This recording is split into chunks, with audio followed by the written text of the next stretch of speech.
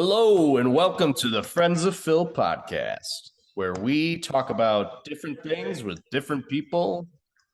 We're like friends, but like sometimes they're not our friends. We don't really know who they are. Here's my brother Grant. He's going to be my co-host today. Our other co-host Brian did not make it. So, Grant, why don't you say a few words to the people? What's up, people? I'm just your pretty much regular, everyday guy.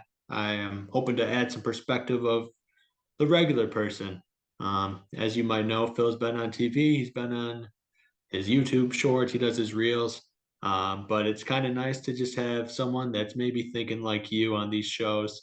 So I'm hoping that I can represent that for you guys.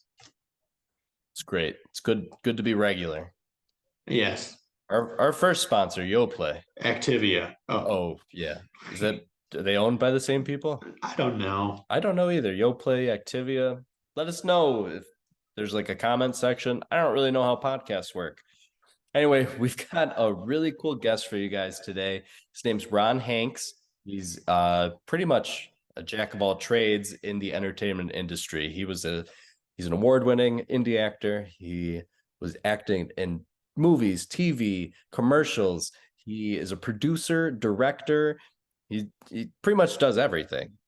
His IMDb page, you could check it out just to see kind of some of the projects he's been in. Right, so let's bring in our good friend, Ron Hanks. Rod, great to see you, buddy. How have you been? Good to see you from Food Network. I'm loving that nickname right there. That is great, as seen on TV. It's my Gmail account. I use it to review places and hope that they give me free food. They never do. I love it. I love it. Hi, Grant. Hey, how's it going, Ron? That's great. My Thank you name's guys pretty basic.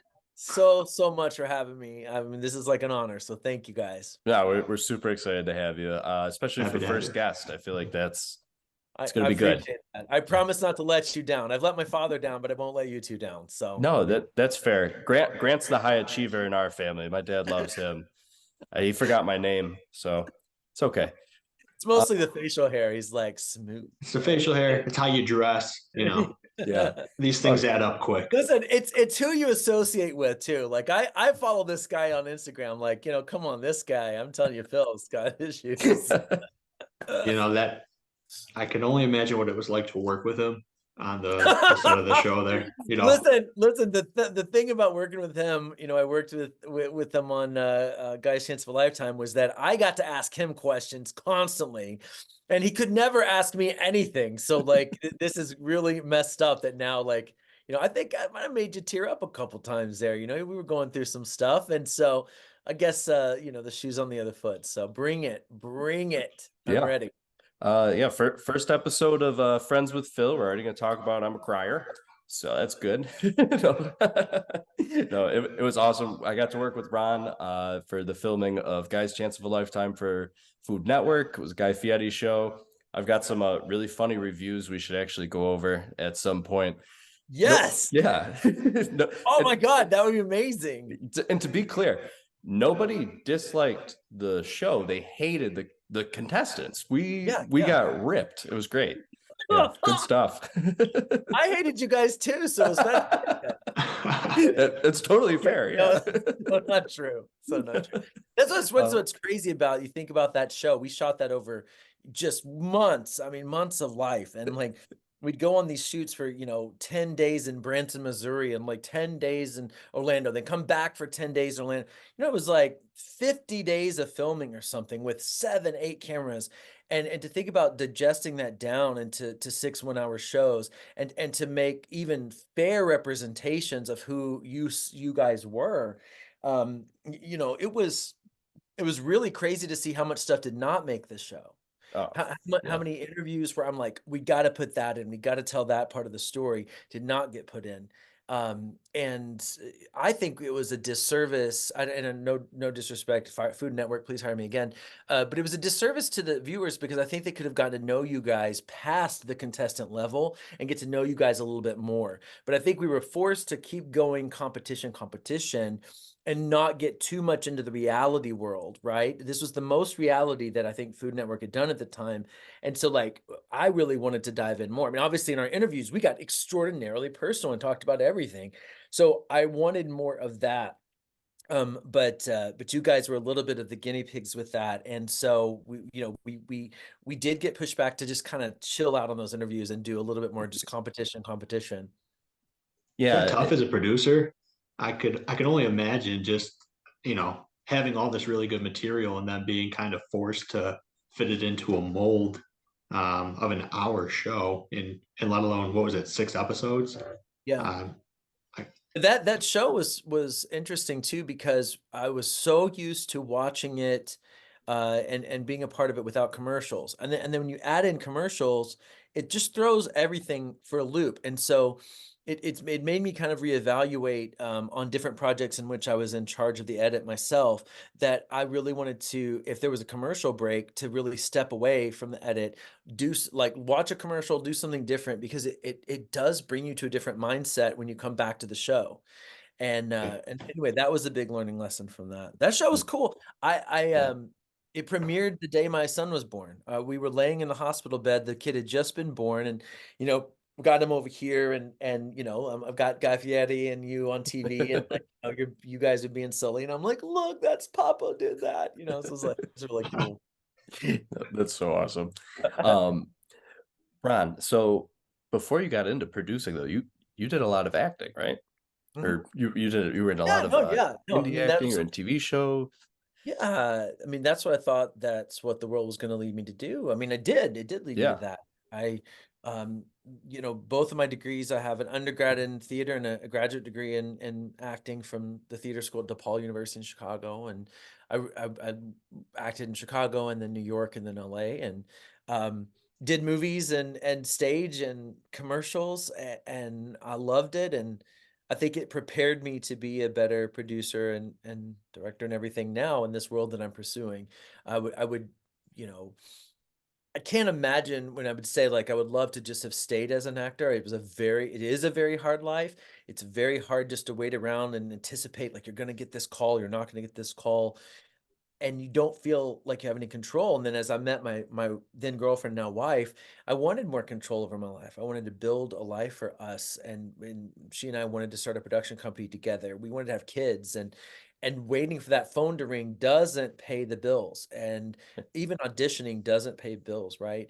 So getting involved and having a little more control over our world, it still allows me. I mean, I think I have cameoed in almost everything that I've produced or directed. Like, I think I've snuck myself in there and done it. So still, yeah, I'm still doing stuff, Yeah. still wackadoing around with the old acting stuff. But I love this new challenge, and I think I'm a better producer and director because of it. That's awesome. Me and Grant were kind of going through like your IMD profile and all of that, and Ollie. the, so many just different projects that you worked on too. What genre is like your favorite genre to work in? I guess of film or TV or Oh my gosh. Well, it's changed a lot. It's changed a lot, but like I loved I mean I love comedy, but like there was a sci-fi comedy that was that Apocalypse LA movie that I did, and that was just such a fun, goofy experience. That was awesome.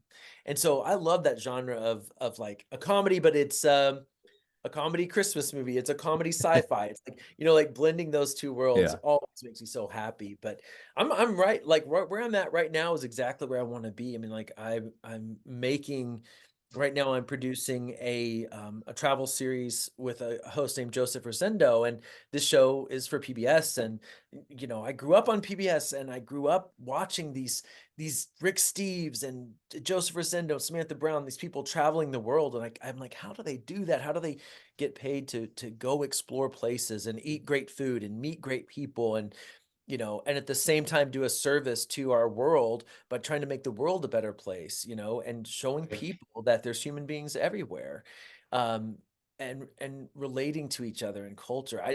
I'm doing that exactly, and food as well. Like, I have my other show right now is called Chef Swap at the Beach, and we just are about to launch season 2 in March of this year, and then we're about to film season 3. And so, doing a cooking show, a cooking competition show, is just, I love it. It's just right up my alley. So, you know i didn't I mean, I had to take a break from in 2023 from narrative work anyway because of the strike, and being able to do travel and reality and cooking was awesome to get to work. I felt very lucky to get to do that. I don't know. I still have a lot of projects I want to get done that are movies and television shows and narrative work. So I assume that stuff will come back. But for right now, I feel really, really blessed and comfortable where I am. And this year is full of it, full of, you know, travel and cooking It's and some awesome. commercial work too, which we can talk about. I'm gonna drink Yeah, my mocha mola, not sponsored. Right. Well, not yet. Hey, Yeah. we're in But I drink, talks. like, I'm drinking it Southern style. You know the best way to drink one of these things, right? First of all, just go get the stuff in the bottle because it's gonna be from Mexico or something like that. Right. It's great. Yep. And then put some peanuts in it. And if you Hmm. haven't done this, just do it. It's like drinking a candy bar. Was this a Arkansas thing or? Mm-hmm. Yeah. Definitely my grandma. Yeah. My grandma, Uh, Cobb's definitely taught me how to do that. But I think it's a Southern thing. I'm from Arkansas originally. yeah. We're always just putting stuff in bottles. I don't know. See what happens. We the use state it. motto, I think, right? What's that? It's a state motto, isn't it? We put stuff in We bottles. put stuff in bottles, Arkansas. shake it up, and put it on our food. There was, I grew up with, 3 or 4 bottles of I don't know what the heck it was on the table, and it would always be this little bottle of peppers or something in vinegar or something that was a hot sauce and varying degrees of pepper sauce and stuff that you're putting on. Yeah, definitely, definitely. So That's funny. You brought up the strike. How did yeah. that really affect? I know I've talked to a couple other people in the industry during that time, and it really seems like it really shook up a lot of, their livelihoods. It shook up, the whole industry, really. Yeah, I mean, I mean, obviously it was worse, I think, than even COVID was because there were still people working during COVID. I mean, I shot during COVID. I mean, during like the shutdown Yeah. strike, really shut down. But this, I mean, there was at one point this summer, I was listening to the radio and they said that the Film LA department, on a day like today, they went back and looked last year, that they had 485 working permits in the Film LA territory, and that day, in 2023, they had 0. Wow. And so you think about no one working, and you think about all the business going international or going non-union or going out, and I I had someone who didn't make it through who took their life, and Mm. I blame the strike for that. I'm not saying I blame what the strike was about, okay? But you know, that strike was hard on people. And I Yeah. remember the writer's strike from years ago, right? 2008 or whenever it was. And that was really hard. I saw it from a different perspective at that point. But this one, with makeup artists, with, I mean, just costumers, with everybody going down the line, everyone's like, what are we supposed to do while we wait? Right. Yeah. Yeah. So very, very tough time.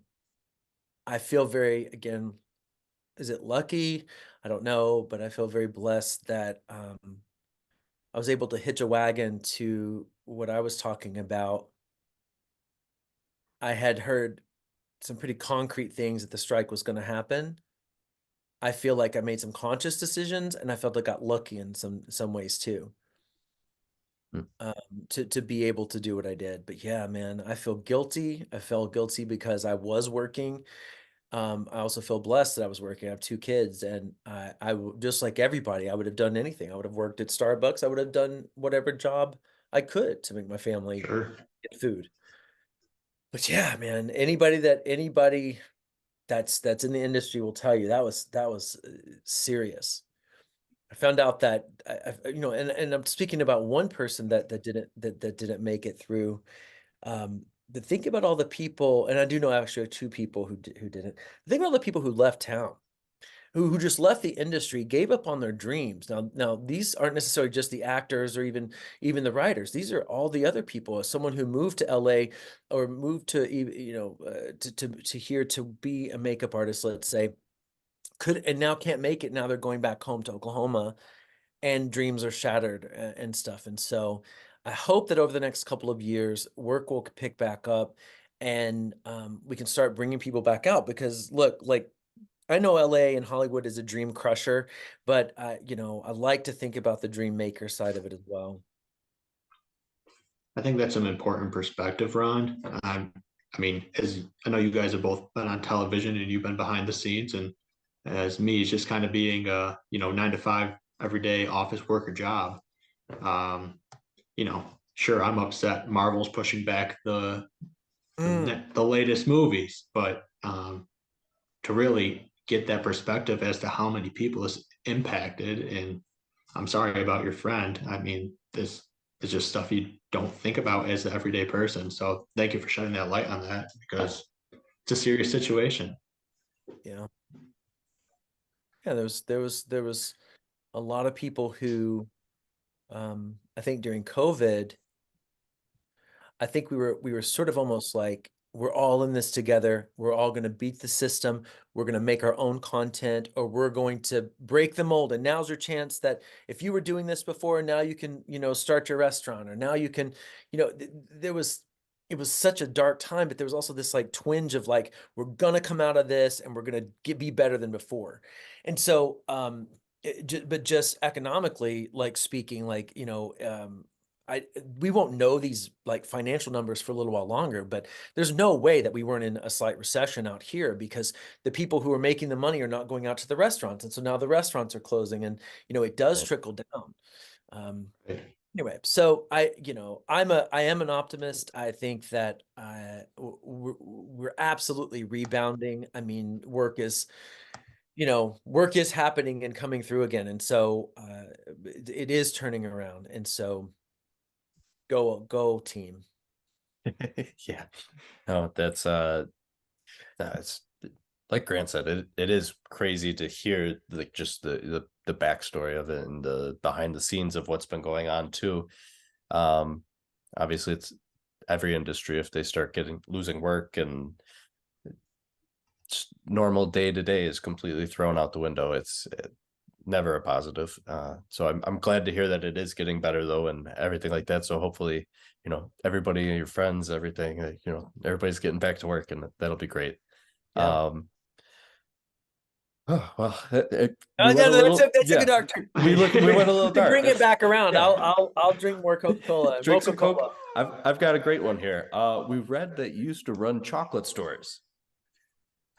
What what happened there, Willy Wonka? What happened there? Yeah, I listen. That stage of my life was I when I was in Chicago in grad school, I used to like go on dates down, and I would have like no money, and there was like a little chocolate shop called Vosges, and they sold chocolates for $2 a piece. And I'd take the girl in, and it was like, take any chocolates you want, you can get one, and then $2, and but it was Ave. because I was unsuccessful in dating, I would actually have like multiple dates, and it was an easy thing because it was always like the first date. Like, we're gonna go to the chocolate shop. And so the girls there, the chocolate shop knew me, and they're like, here we go, this guy. Um, and so I when I moved to New York, I saw they were gonna open up a shop there, and I wrote them a letter and was like, hey, I would love to, I need a day job as an actor here, and I would love to I'll sweep the floor, I'll do whatever. I know every single chocolate you guys sell. I know them all. I certainly know the price. I was like, let's do this. And so I got a job there, and that was actually great. I mean, that provided me an opportunity to have some money while I auditioned in New York and do stuff. And then I met a lot of great people. That chocolate world at a high end level, there's so many connections that they all know each other. Huh, And they know each other in their entry points to restaurants, because they're trying to get their chocolate into nice restaurants and that stuff. So makes they know sense. all these top chefs. And so this was my first introduction, especially in New York, to more top chefs and to like more restaurants that I couldn't afford, but my boss could, and we would go there. Um, and it all stemmed from chocolate. And then I started working with John Scharfenberger and with Scharfenberger chocolate. That was amazing. We got to go out once a year to San Francisco, into Emeryville, and be in the factory, work in the factory, learn how chocolate's actually made from the bean to the bar. And I worked there for 3 years when I opened up the New York shop. But I became this like like really this chocolate aficionado. I was like doing these talks and on the Upper West Side in people's apartments about about how to make chocolate and all this stuff. Like, what world is this that I'm living in? Um, and it was a fabulous thing to fall back on when I moved to Los Angeles, because literally I was so lucky that when I moved here, I typed into Craigslist chocolate, and it just so happened that there was a company called Leonidas from Belgium that was opening stores all across in California area that was looking for some sort of manager, district manager, something to run these chocolate shops. And so I've always been good at sales. And so I was able to combine like this knowledge of chocolate with opening stores. I mean, it's just a play, right? Like being in retail is a play. Right. Just a play. You get your cast together, you tell them what their lines are. They do it every day over and over. They have to pretend every customer is brand new. They've never said these lines. And I was really good at it. And that was the only reason I think that I stopped was really because they fired me. They laid me off after so many years. Oh, geez. So Wow. during the Great Recession, which we were talking about, the writer's strike, I was working at a chocolate shop in Pasadena, and that's one of the things I super noticed. All of my writers stopped coming in. They weren't coming in to buy the coffee and sit in the coffee shop and eat chocolates and that. And then slowly and surely, like, we had this Great Recession, and my job became up in the air. That movie where I would go to a store and I would have to lay off everybody. And it was Jeez. it was nuts. And then when you've laid off everybody from 10 stores, there's no reason for your position anymore. And so I got laid off. Wow. And that moment in life was probably one of the biggest turning points ever. I was pissed off, and I went home, and I didn't get a severance check, but I got all the money that was owed to me through like whatever it was, vacation time or sick time. So it's probably like $4,000 or something. I was like, oh yeah, like $4,000, Expedia.com, trip to Paris, go. So I just got on a plane and I went to Paris for 2 weeks, and I went to Venice for a week, and I spent all my money, which just sounds so stupid now that I'm saying it, but spent all my money on good food and like alcohol and Yeah. experiences. And combined with, like, I have a very vivid memory of being in Notre Dame Cathedral and crying my eyes out too, because I was like, I'm a lost soul and I'm gonna, what am I doing? But I Jeez. came back from that, and I went to every city that I knew someone in, New York City, Chicago, Austin, you know, uh, I can't, I mean, my gosh, I went everywhere I could. I was like, hey, can I just come check out your city? We haven't seen each other a couple years, crash surf or couch surf for a little bit, check out your city if I want to move there or not. And all these people were telling me, they're like, look, you have this great opportunity right now in your life to change everything. People would kill for this opportunity, and I'm like, oh, I'm single, I lost my job, and like, oh my God. And they're like, no, what do you want to do? And it really only took a few months for me to like realize, like, no, like, I want to go back to LA.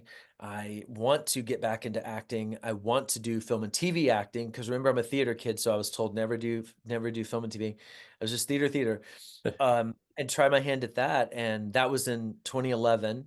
I was living on a sailboat at the time, for a couple of years, and Wow. that alone gave me my entry point back to LA and a different light. And that is where this career truly started that I'm in now. So this will be year 13 um in it. It's crazy. That's so cool.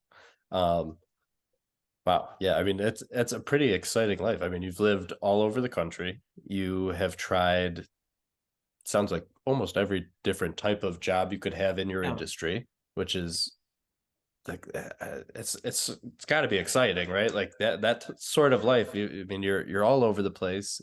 You're working with different people. You're working with different people that some people just see on TV.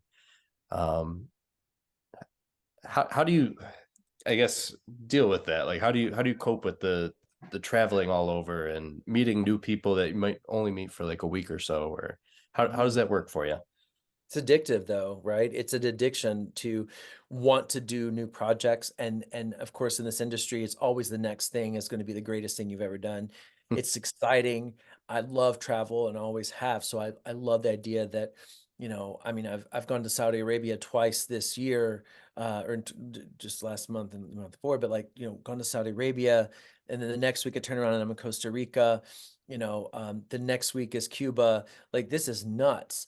And the only thing that's the problem is the fact that, like, like I have a kid that sleeps in this Yeah. bed, Yeah. and I'm not getting to put that kid to bed at night. And it's like, what? Like, finally, like, I'm living my dream job and I have a dream life. I have a wonderful wife and a 4-year-old and a 2-year-old. So happy with all that. But I'm not getting that work-life balance because these big things, these big jobs, Yeah. require me to go to the desert in Saudi Arabia and film them. They're not being filmed in my backyard where I can sleep here tonight. So Right. it is a little bit of that, of how all the excitement of this, combined with how do I raise 2 kids and how do I make sure that they know that I'm still there for them, and that sort of thing. You know, um, it, it's it, it's never going to be perfect. Life's never going to be exactly perfect. But I'm not going to let it. I'm not going to let it stop me. We have FaceTime, which, thank God, I mean, I can see my kids on a daily basis. I always try to be there for like story time and bedtime, especially. I think that's super important. Even if I'm just on FaceTime in the corner and my wife's reading a story to them, and and lots and lots of conscious effort with my family and my wife to stay in touch, because I'm going to some places. Like, I was in Bolivia and near Lake Titicaca, and there's just no cell service. We didn't have cell service for like 2 days. And so in 2 days in the life of a 2 and a 4-year-old, a lot can happen. And like, I just miss stuff. And I was talking to my wife the other day, and I was like, like I say to that monastery in Bolivia. And she's like, what are you talking about? Oh my God, yeah, that's when we didn't have cell service and we couldn't catch up because we had the kids and so I wouldn't change it right now. Like, I'm really like loving it. I'm really trying to find the balance. And I'm hopefully inspiring the kids. Like, we put up this big world map. And so, like, we have a little pin that says Papa here. And, like, wherever Papa is, the pin moves. And That's they're cool. learning it. That's cool. Yeah. And I think hopefully I can inspire them too, you know. Definitely. And your wife's in the industry as well. Did you guys meet in the industry, or was that just, yeah. Oh yeah, yeah. So she's a cinematographer, Yeah. and we actually met on set on a film, and that day I met her. I mean, I've like, it's just like, oh my gosh, I have to ask this woman out, like, and I know I shouldn't because we're on set and blah, blah, blah, blah. But I was like, what do I do? What do I do? And so we ended up like having a few minutes before we started filming, and we both walked to this little breakfast burrito place. And I was like, look, we're off set, right? We're not there, and I can talk to her, and like, maybe I can get her number or something, which I did. Like, we hit it off and I got her number. But then we had to go work together for I don't know, 13 hours on set. And you want to talk about being the best version of yourself that you've ever been? Because again, like, we're not like talking to each other, but she can observe me and she can hear me. I was in it. By the way, I was acting in it. And Okay. so she's watching me, and there was like a kid in it. So I'm like mentoring the kid. I was like, like when you grow up, and like, cause I know she's like listening. So I'm like trying to be the best Ron Hanks that ever existed. It's been the best. I've never been a good person except for that one day when I was like, I better be a good person today. No. And it worked. Yeah. I tricked her. And Nice. we went out on our our first date was April 1st, so it was April Fool's Day, which I love. I love that that was our first date. That's and awesome. and we have and that was in 2012, so we've been together for 12 years, and we got married in 2017. So we've been lucky enough to own our own production company and do projects together, from educational videos to like lipstick commercials to full length movies where, I've directed and she, shot them, to lots and lots of short films. So, and in fact, she actually got to shoot a travel show with me. We did it this Thanksgiving episode, this special, and she was able to film that. So now we're actually working together as our kids are getting slightly older. We're actually starting to try to work together a little more. So that is, that makes me the happiest guy in the world, to get to work with with the person you love, So, you know, It's so weird not asking you questions or like relating my life. And Grant, I'm sorry, I don't know you. I mean, he's talked It's okay. Yeah, a lot of crap about you, but that's, so, but Phil, like that's I get, fair. like, because I want to say like, like 911 and then like the bakery and then like you did this and then your wife did have a kid and then like, so Oh. fine, we'll just talk about me. Well, we wanted to talk about you. I mean, that's the thing. And nobody wants to hear about me. So Ron, we touched on it earlier, but you and Phil worked together on the Food Network on Guy's Chance of a Lifetime. I worked. Um, He cooked stuff. Let's come on, guys. I worked. He's over here going, we got up at 5:30. You got to be a star on television and like cook. I cannot remember something to throw you under the rug about with your cooking, but like I actually liked, but you guys cook burgers and chicken and stuff. Come on. Love you you. can only that's imagine. fair. Yeah. Phil and I had a very unsuccessful YouTube video channel before together, and That makes sense. The way this does is that going make so sense? far, that makes sense. Oh, Yeah. God. So Yes, this is the podcast right here. This is what I'm hoping for. Go, Grant, go. this is Sorry. what you need to know. I Yeah, mean, obviously, he's my older brother. He's very hard to work with. He's pretty demanding. On the show, he was quite the character, and that surprised my whole family because normally he's the guy to point the finger and say, "Hey, why don't you go do this? It'll be really funny." But to see these things, the twerking on the bed, the bathtub Whoa, tasting wait. sauces, The twerking on the chicken bed did not Phil, make the show. That chicken was guy cut Phil. from the show. twerking on the bed didn't make the show. No. I Are filmed we this allowed to guy talk about that? twerking Is that all so right? I filmed him twerking so much, like it was insane how much footage of twerking Phil I had. Yeah, He went I down mean, to Orlando. dressing up like Guy Fieri and doing that in Branson was like incredible, and you went all out, man. You really did. I really it just enjoyed it. I mean, that was like such a cool experience for me because like it's nothing I ever get to do or anything like that. Probably never do it again, just based on just guessing. But I don't know. It was such a cool experience to get to work with, just everybody there and just the experiences and everything like that. I mean, like, I can only imagine Ron being able to do that all the time, like that's I wish we could like cut to some clips right now, but like, you and I had a moment that we, where you had to go home, right? And you were pretty sure that you weren't going to come back. And I remember like, I was like, well, I'm going to go with you to the airport. And we go to the airport, and these are like the storylines that don't get told, but we circled the airport. We would pull up to the airport and he was like, I can't go. I'm not going to get out. I know if I get out, I lose. I'm off the show. And I'm okay. Well, let's drive around. Let's drive around the airport. So we like circled the airport like 3 times.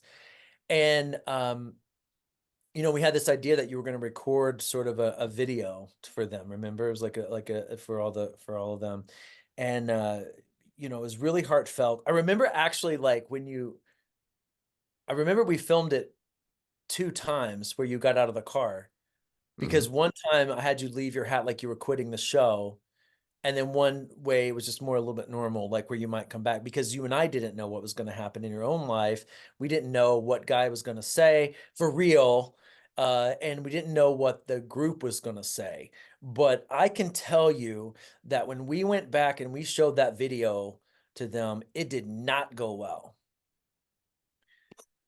That was a moment that, without the juxtaposition of what you were thinking of in that van and whether or not you were going to actually leave or not, and you're literally like, I have to go to work or I'm going to lose my job.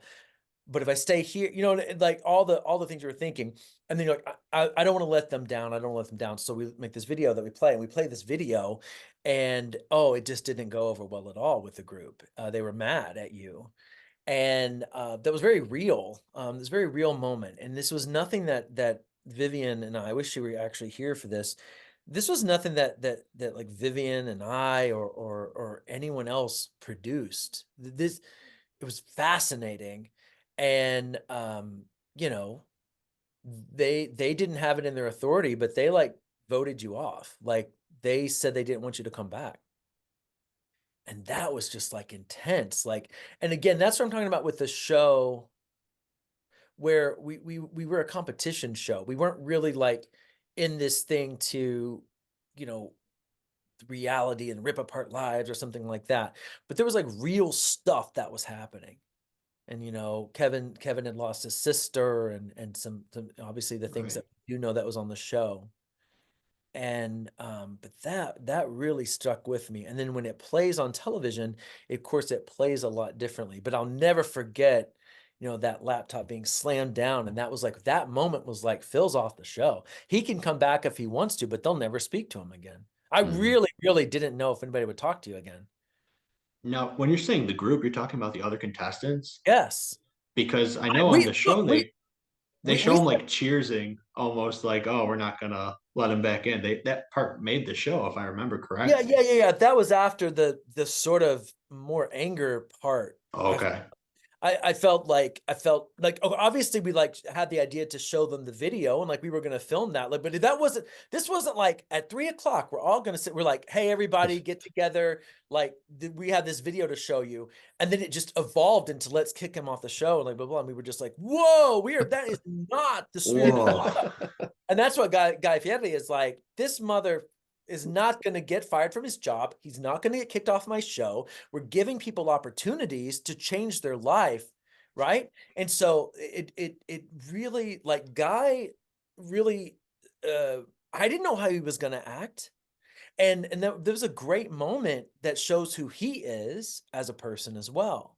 That he didn't, you know, say, well, you're off the show. You left the show, you know Right. you abandon it, you know, because that's what your friends felt like that you abandoned them, you know, you know, how could you compete with us, you know, but then it ended up working out 100% just fine, you know, but that's real stuff that went down. That was wild. Wow. Yeah, I mean, And it, obviously I had a bias watching the show. I was rooting for Phil. Go yeah. figure.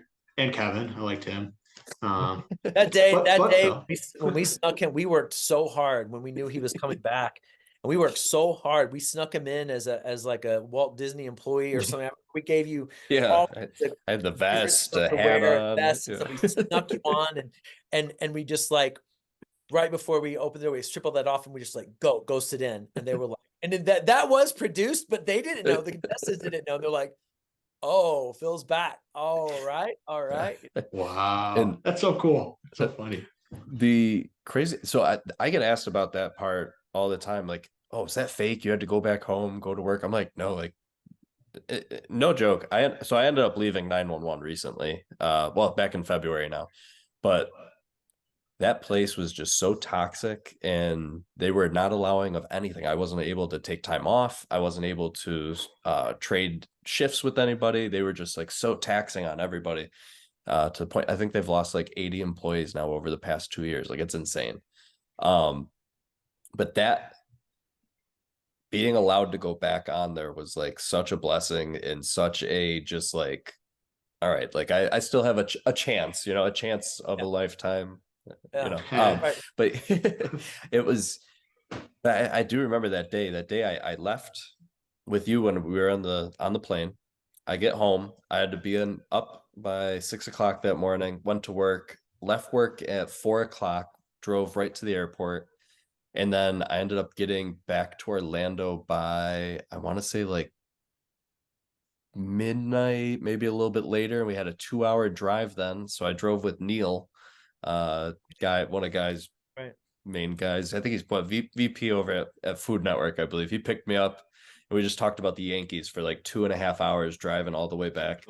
And I get back, then we're hanging out in Planet Hollywood and we're dressed up like hidden employee. It was just a crazy day. It was like a crazy 24 hours that it's hard to explain to anybody because I don't even know really what was going on. It was just just go go go. I mean, and Caden, you know, Caden coming, you know, that first day coming late, right? Whatever, you know, that wasn't produced either. Like, I mean, he Yeah. got off the plane and like he arrived at the hotel, and I said, "You sit right there, and I'm going to call everybody and tell them that you made it to the hotel. Like you're sitting here, and you know, like there was a.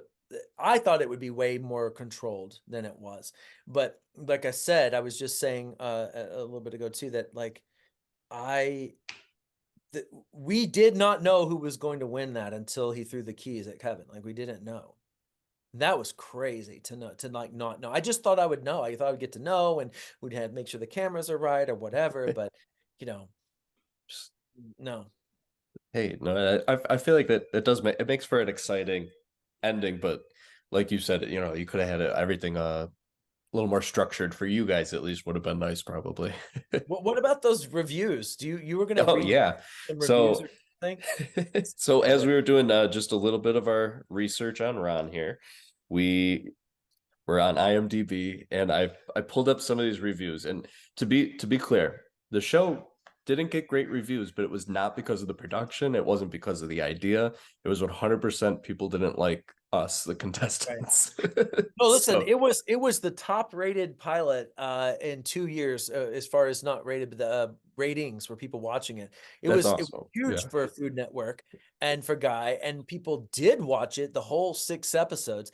But it's just yeah, go ahead. I mean, Yeah. All right. The contestants are all self-absorbed blowhards, and the judging is beyond ridiculous. It's a show for selfie generation. I was like, okay, all right. oh, ah, Don't worry, they get worse. Um, I gave the show several chances to be enjoyable, mostly because the contestants could not run a vending machine. I was like, that's fair. Yeah, that's fair one. fair enough. I saw all of your booths at the county fair thing we did. You're right. That none of you would have made a dollar. Yeah, those were rough. First of all, I've never had to design a booth before, and they're like, "Yeah, don't worry, like a food festival." I'm like, I don't even know if I've been to a food festival. All right, let's wing it. Well, that's why 2 hours into it, you were playing frisbee in the field, and we were like, "What are you doing? Get over there and work!" That sounds like cut that. Phil. The funny thing was, so the camera guys, they were just filming people set up tents for hours. Yeah. Nobody was really doing much else. And I'm like, hey, I'm done. Do you guys want to go like play frisbee golf? Because we're on this huge frisbee golf course in Tennessee. And they're like, yeah, let me just make sure that's okay. I'm like, all right, cool. So they go and get the drone. There's like drone footage. We had these like sick stuff that's gone. All of the footage is, well, I don't have But did access it to it, make? is what Yeah. I'm saying. Yeah. um Yeah, your booth was pretty bare bones. Like yeah. I could see like the duct tape, basically. You didn't even cover it up or anything. We made up for it with really bad singing. I feel like Yeah, that was I like the remember strong that. part. Yeah. So you originally asked me to be on that show too, which I missed that opportunity. I was actually going to propose to my girlfriend at the time, then fiance, now wife. So I couldn't afford to be missing that. Yeah. And, would have been cool. I know how to use a can opener, unlike Pat, who you brought on the show. Ah, But I don't think it would have helped very much in terms of the building stuff. We're not very arts and crafty, handy people. So No, we're uh, not. Not even a and, little. and I think that's what's really cost you at the end too. So that's Uh, why you didn't win the whole franchise. Too. yeah, It was definitely that. it came down to the booth. Bad. A chicken guy, you got to be able to build I booths, mean, look, and you couldn't. like them or lump them. For like, I mean, for at least from the fan reaction that I saw, you like walked away with a lot of fans that actually did enjoy your antics and thought you were funny. So I was actually like proud for that. I was like, all right, and I'm glad for you for that. Thank you. Thank you. Yeah, no, the reaction I got like locally and everything like that was like fantastic. Like just from being on there. Also I live tweeted like every episode of the show and people seem to enjoy that. So I don't know. I got a lot of stuff out of it, like personally, like just enjoying it. So it was good. I didn't win, but I won Oh, I just mean, fun. we were talking about celebrities, and like what do you think, like, as far as you must get asked about working with Guy and like what that was like? I mean, that has to be one of your top questions. I mean, we really haven't talked that much since we filmed this thing. What do you think of working with Guy and like team? It's like honestly, it was just a cool experience. I've always said like he seems. Here's the thing. I know some people, while they're at work, they could be one way, so it's hard Right. to say if we got the genuine guy experience, but from what I saw, he was a genuine guy. I mean, he seemed pretty down to earth. He definitely wanted things done the way he wanted them done, and done Sure. properly, which I totally get. It's his name on there and everything. So, but he genuinely seemed to care about the contestants. Yeah. He'd come and talk with us when he never had to do that. So, I mean, that was really cool, I think.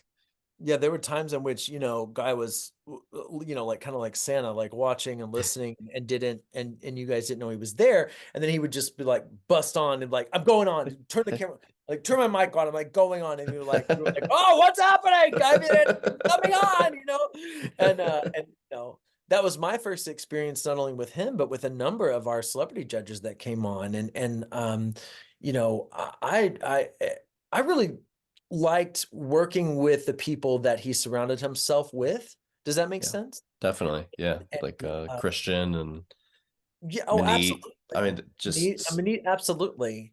Manit was so cute. The first moment that I actually met her, I was sitting talking with Vivian, and there's these little toes that are like poking me on the side of my leg. And I looked down and I was like, whose feet are these? And I was like, oh, they're Manit. And she goes, oh, I don't know you. I thought I knew you. And I was like, I don't know you, but I guess we do now. She was like, I would never put my feet on a stranger. I was like, well, some people would pay money for that, but thank yeah, you. Yeah, right. We I I think that, part of people's success, I mean, and Guy is a self-made, human being for sure, but yeah, if you notice, all of those people that he was surrounding himself with, he wants to work with. He's putting them on all of his shows. He's building them up. He's lifting his son up, or his sons up.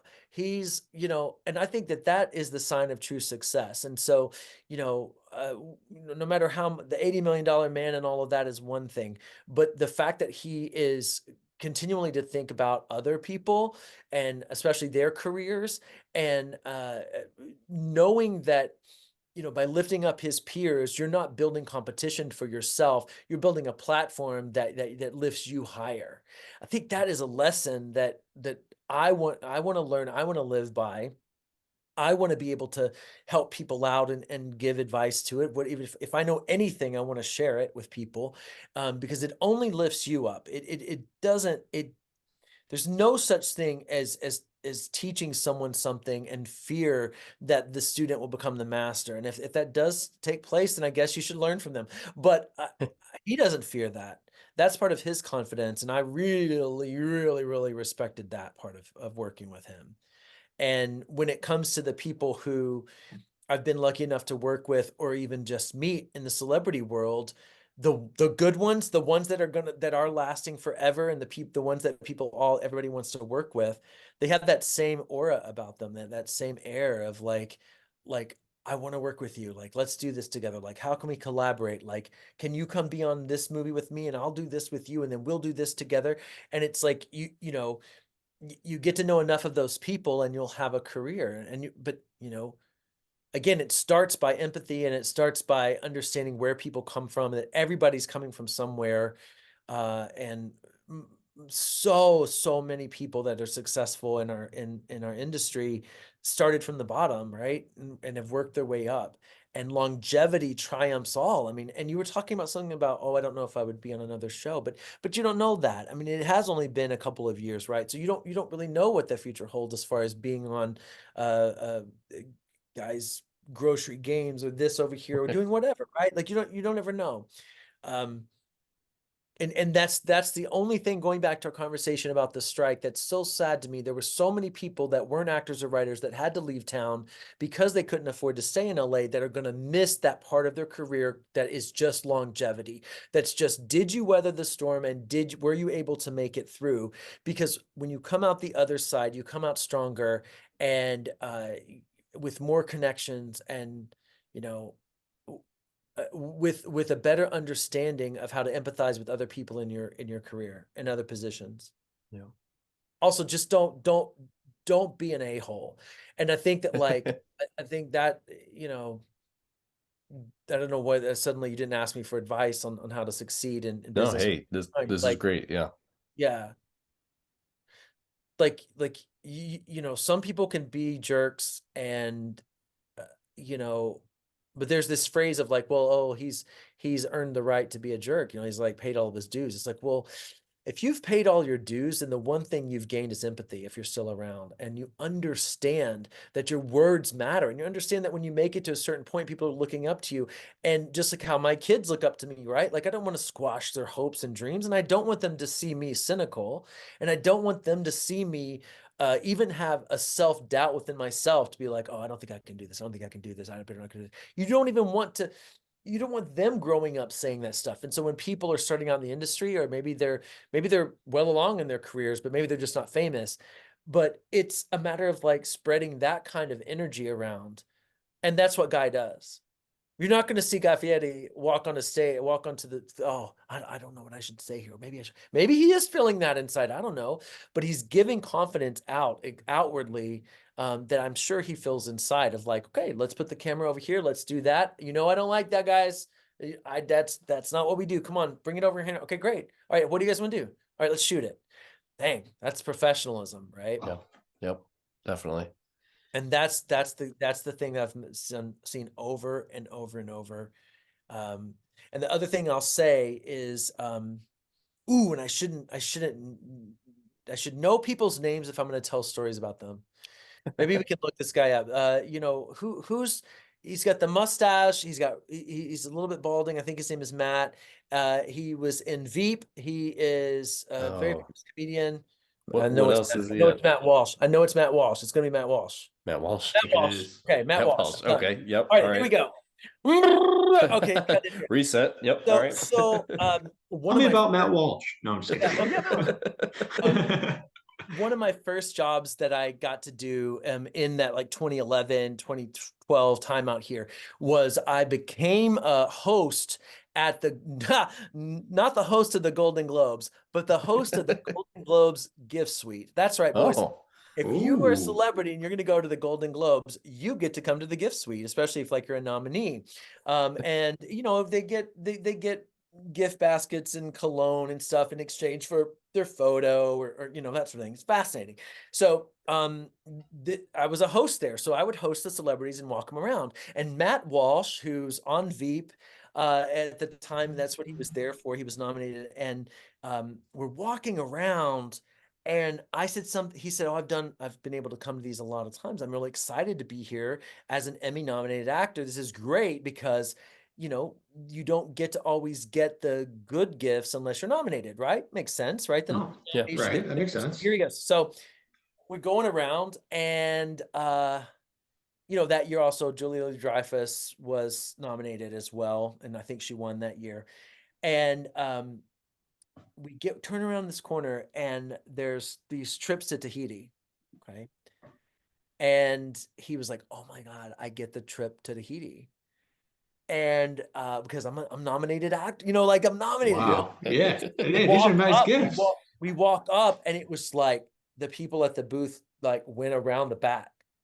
And I was like, just 1 second. And I went back. I was like, hey, guys, I was like, this is actually a nominee. And they're like, yeah, but he's not like the Julia Louis-Dreyfus nominee. He's not like that nominee. I was like, whoa, I have to go tell this guy he's not going to go to Tahiti. Right. Jeez. So I go back and he just knows from everything. He's like, I'm not going to Tahiti. I was like, no, you're not. And he said, no matter what I've done in my career, however high I've gone, there's always another red velvet rope that you're not going to cross. And he said the problem with Hollywood at the higher level is that people can't acknowledge that. They're like, well, I'll keep working so hard. I'll get that. I'll be an EGOT. And then I will get behind every red velvet rope in town. All the doors will open for me because I finally have succeeded enough, and they base their worth on how many red velvet ropes they can get behind. And I was just like, shit. I was like, fame is futile is basically what he's saying, like you're never going to be famous, right. And it was an absolutely fascinating moment in life for him to say that. And, I saw him at a party a few years after that, and I actually mentioned to him about how powerful that was to me in that moment. And he remembered it. I mean, he said he didn't really remember him saying about the red velvet, but he remembered not getting to go to Tahiti. But that has stuck with me when it comes to celebrity, when it comes to success. You better find ways to define your success other than external, because there's always going to be one more red velvet rope that you're not going to get behind, one more Tahiti that you're not going to get invited to, and one more group that you might be excluded from for whatever reason. Black, trans, woman, name it, right? You may Right. never overcome certain things. So you better find a way to define yourself as a successful person other than over there. And so if I could say anything to the three viewers that will watch this, Wow. which would be our moms. Well, actually, you guys have the Right. same mom, so it's just two viewers. It's just My two mom viewers. and your viewer. It's all right. Why Well, didn't we great have different ladies. moms? Great ladies. Yeah. Now she regrets. Now your dad's regret. Yeah, that's Yeah. what it is. Yep. But if I could say anything, since we're using the free version of Zoom, is that, I've tried to figure out how do I define my own success? Um, you know, uh, Money. I've been lucky enough to finally make some money out here, but then I live in a town in which my 2-bedroom, 1-bath house, if I were to buy this and not rent it, would be $850,000. Yeah. What? Right. So it's Right. just one more red velvet rope that, well, Right. how many movies do I have to make and do to afford this house that I'm bursting at the seams with my kids, And Yeah. so for me, right? For me, the way I'm defining my success is by the impact I have on other people's lives. And doing a show for PBS that's a travel show that is showing people um, sort of beyond their stereotypes of what they thought people were like, showing people maybe that can't get out to actually go to Costa Rica or may never get to Costa Rica, what pura vida means, and like the joy of life that does exist, even showing people animals, like impacting people's lives in a positive way is what I'm dedicated to now. And that's what I want to do. And that's how I judge myself and my success. And I'll take $1 million, no problem out. I know what to do with $1 million, guys. Come on. But if I can go to bed at the end of the night and know that my boys will be proud of me for the person I am and the kind of dad I am, then there you Yeah. go. Definitely. It doesn't. Definitely. I think that was beautifully said. And I want to know that you've touched my life. Obviously, like I wanted to reach out to you to be on this, and in a positive way. Just the experience. We joked around, like, for, like you said, we filmed for days on end, and it was always nice to have somebody that I could go and joke around with, because that was Yeah. just, it was great. So that's a bond, at least for me, that I feel like will last forever. So, and I truly appreciate that. So Yeah, I mean, I appreciate you saying that. Like the night that I really feel like I got to know you was that pool party that was never yes, to be filmed. And I was just like, who is this guy? I was just like, I was, and I think I went Oh back and told no. everybody, I was like, we need to get some cameras on Phil and get him to open up, because this guy, who is this guy? Like, I appreciate that. Well, so yeah. that's if, like, what do you want your kids to remember you by? Like, what if you were to go, how would you want them to remember you? Uh, that's that is such a tough one. I mean, I want them to at least remember me, like, oh, at least dad was with us, dad helped us, dad,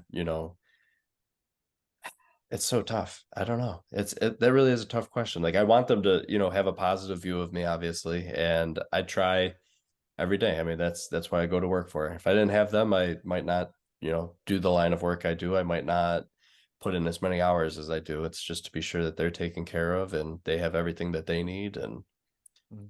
it's such a crazy thought to even have, like, just to think about, like, okay, like, I'm in charge of these three kids now, and whatever I do is going to impact what they do, so it's just making sure that they have somebody that they can look up to, and somebody that they know is going to be there for them when they need it. So that's where I would put it. But Grant, do you have kids? I don't. No. I'm You have a the dog? fun uncle right now. Do you have a dog or Phil's an crazy animal? kids. No, no Okay. responsibilities. Do you have plants? Do you have plants? No. Okay, so Grant, you're a sociopath. So first of all, Grant, we're gonna send you your first plant because you got married to her, right? You got married to her. Yeah, we're married. Okay, you're Married for a The year. plants are gonna be first. So let's get you some plants. We'll start with some low water need cactus, and we'll send you that. We'll get you started. So we can get you that. But I mean, what do you want? I mean, what do you want people to remember you for when you're gone? Me? Oh, Yeah. geez. I kind of just feel like the co-host here. Um, I guess similar to Phil, we want kids one day. But besides kids, just my family want to know that I always put an effort and just everything I did was with purpose and intention and not just for myself, but for my wife, for my family. And yeah, just I always gave it my all. Ready. I don't know. This is this or that.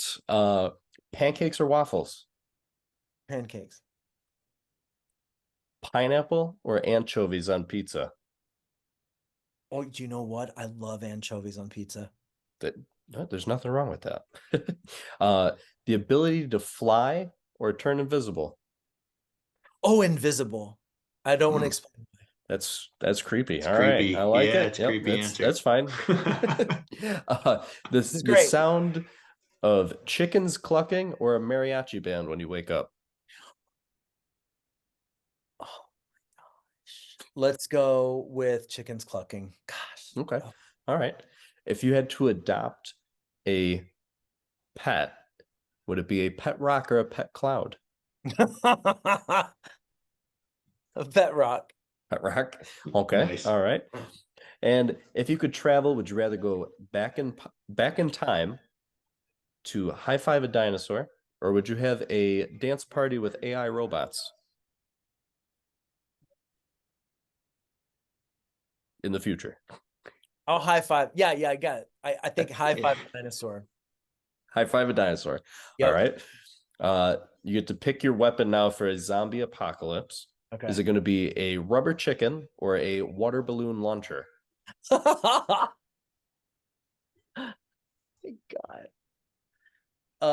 Let's go water balloon launcher. Water balloon That's launcher. definitely the All more right. From effective afar. of the Swing two. from afar. Yeah, true. Yeah. You want like a little distance to Yeah. get those zombies all wet. I'm gonna have to find the rage to kill someone with a rubber chicken. I'm gonna really deep dig for dig deeper. Yeah, it would take a long time for sure. All right, you get to choose grandma's favorite meatloaf. Wait, I'm reading this wrong. It's grandma's favorite rubber chicken. So to be fair, ChatGPT wrote these, and this one makes absolutely no sense. So we are going to skip it. Would you rather have a sidekick who speaks only in rhymes, or one that it communicates exclusively through interpretive dance? Oh, rhymes. Me and we could jam on some rhymes. some Dr. Seuss sidekick. I like it. All right. And then Phil, you could be my sidekick, dude. I really think all right, I'm in. Yeah, you let me know. We'll go to where were we? Saudi Arabia? Let's go. Book me a flight. Okay, go. If you had to give up either emojis or GIFs for the rest of your life, what would it be? Emojis, period. Emojis. Oh, okay. All right. And then the last one, if you had to pick between an ice cream flavor, dirty sock or fish. I think I've had fish ice cream, so I'm gonna choose fish ice cream. Yeah. All right. I like it. I like it. All right. Awesome. Yes, Well, thank you. Like a we boss, did it. Ron. Yes. Ron, we just want to thank you so much for coming on, being our great.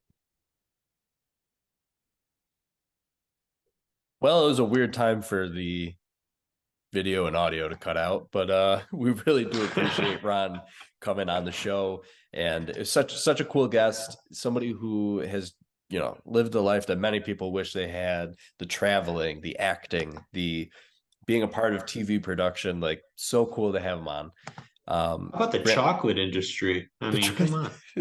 That's a great point. The chocolate industry, who would have thought it was that cutthroat? I mean, the fact that they had him fire all those people and then let them go, and then just Right. moving all over the place, different chocolate places. I mean, really cool. Now Was super people, happy.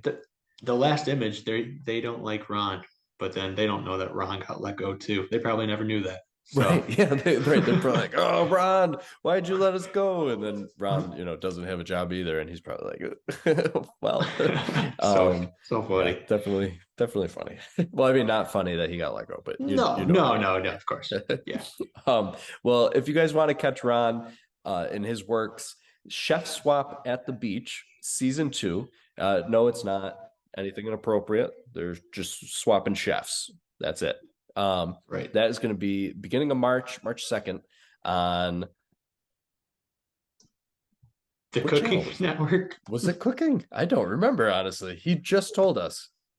Yeah, the Cooking Network. Yeah, thank you. Yeah. I think it's Food Network's little sister company, right? Yeah, with Amanda. I think Amanda Freitag's the Yeah, Amanda co-host on that, Freitag's or the on host. that one. Yeah. Pretty And then cool. also through PBS, what she was talking about. So Joseph Rosendo's presents Stepping Yes. Out. Stepping And Out. that's Create TV, PBS Network. Those are also affiliates, I believe. So if you do want to follow those, I know Ron would be happy to have those viewers.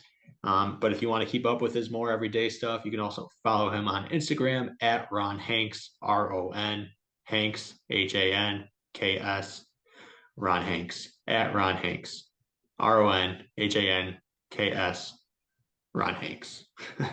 Sounds like it's Pretty gonna be simple. like who's that band that always just they spell everything? Florida Georgia Line. That's like listening to school. RONHANKS, Ron Hanks. Hmm. That should be your jingle, Ron. We're gonna sell that to you or something. I don't know. You could borrow it. But anyway, I hope you guys enjoyed this first episode, and we're gonna have another episode out every Thursday. And you could follow us at Friends of Phil Podcast on YouTube, Friends of Phil Podcast on Instagram, Friends of Phil Podcast on Facebook, and Friends of Phil Podcast on Spotify. Awesome. Awesome. We will talk to you next Thursday, guys. See you. Cool. See you.